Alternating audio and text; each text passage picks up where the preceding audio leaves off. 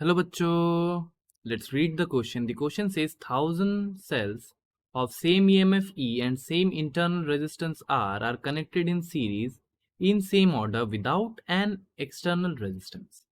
The potential drop across 399 cells is found to be option number 1 0, option number 2 399E, option number 3 601E, option number 4 1000E. चलिए सबसे पहले हम लोग की concept को देखते हैं।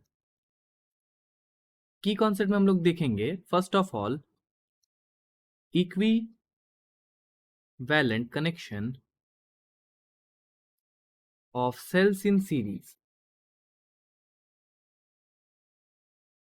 मान लेते हैं हमारा n number of cells are connected in series, ऐसे यहां से ये n numbers of cells हैं और सबका EMF हम लोग मान लेते हैं E और कोई इंटरनल रेजिस्टेंस नहीं है। फॉर सम केसेस हम लोग मान लेते हैं अभी इंटरनल रेजिस्टेंस नहीं है। सो इन दिस केस देखिए जो इक्विवेलेंट EMF हो जाएगा that will B E equivalent. देखिए सब सेम सेंस में अगर रहेगा तो that will B n times E। और मान लेते हमारा एक ऑपोजिट है, यानी मान लेते हैं n नंबर्स में से फॉर एग्जांपल हम लोग कुछ स्मॉल नंबर ले लेते हैं। मान लेते हैं हमारे पास 10 EMFs है, तो ऐसे करके हमारे पास 10 EMFs रहेंगे और उसमें से हमने एक को रिवर्स पोलैरिटी में कनेक्ट किया, यानी एक को ऐसे कनेक्ट किया। तो देखिए ये टोटल 10 था हमारे पास। देखिए ये हमारे पास कितना था, देयर वर 10 EMFs कनेक्टेड।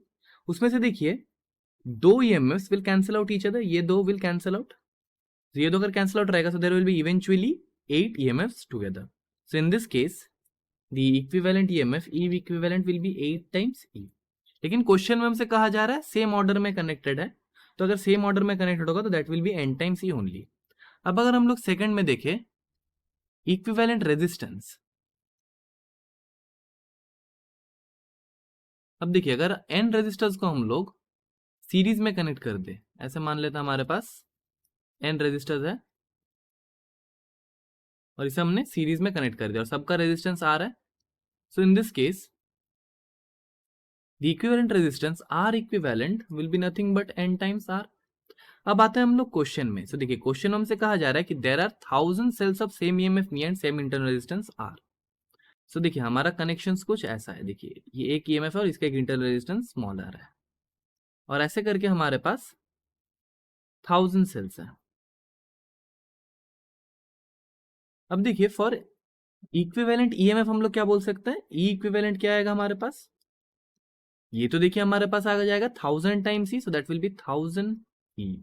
और हमारा जो R इक्विवेलेंट होगा दैट विल बी, सब देखिए सब सीरीज में कनेक्टेड है resistances, that will B 1000 R। और यहाँ दोनों को मिला के हम लोग I फाइंड कर सकते हैं। सो I क्या हो जाएगा E by R equivalent, so E equivalent by R equivalent, so that will be equals to 1000 E divided by 1000 R।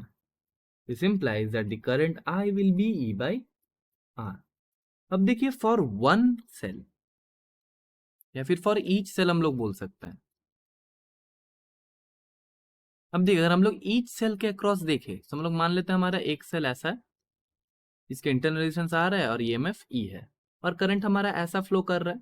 सो ये प्लस से माइनस और ये माइनस और प्लस, सो हम लोग पोटेंशियल डिफरेंस V क्या बोलेंगे, देखिए या फिर हम लोग यहाँ पे पोटेंशियल मेथड भी लगा सकते हैं, जो कि देखिए इस पोटेंशियल को हम लोग बोल देते हैं VB और इसको हम लोग बोल देते हैं VA।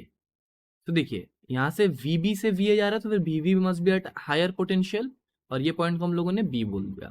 तो देखिए VB माइनस एक ड्रॉप आएगा potential in the resistor, that will be I into small r। और देखिए प्लस, बिकॉज माइनस से प्लस जाएंगे तो plus E must be equal to the potential at a VA। So यहाँ से हमें potential difference VB minus VA ये आ जाएगा हमारे पास, देखिए E माइनस IR और I का वैल्यू हमने फाइंड कर रखा है E by R। So this will imply VB minus VA को हम लोग पोटेंशियल डिफरेंस V बोल देते हैं कि पोटेंशियल ड्रॉप क्या आ रहा है एक सेल के अक्रॉस। सो ये हो जाएगा E माइनस I के जगह हम लोग लिखेंगे E बाई स्मॉल r आया था हमारा इंटू R, यार कैंसिल आउट हो जाएगा। सो एक सेल के across V is equal to 0। So देखिए अगर एक सेल के अक्रॉस हमारा पोटेंशियल डिफरेंस 0 आ रहा है यानी पोटेंशियल ड्रॉप 0 आ रहा है। So for 399 sales also the potential drop must be 0। तो हम लोग बोलेंगे आंसर में the potential drop across 399 cells will be 0. अब देखिए, अगर क्वेश्चन हमसे बोला जाता 499 सेल्स के अक्रॉस पोटेंशियल ड्रॉप क्या होगा, so that will be also 0 because एक सेल के अक्रॉस पोटेंशियल ड्रॉप हमारा 0 आ रहा है. So if we check the correct option now, the correct option will be option number 1. तो करेक्ट ऑप्शन क्या होगा? Option 1. So the final answer to this problem is the potential drop across 399 cells is 0 and the correct option is option 1. I hope the solution is clear to you. Thank you and best of luck.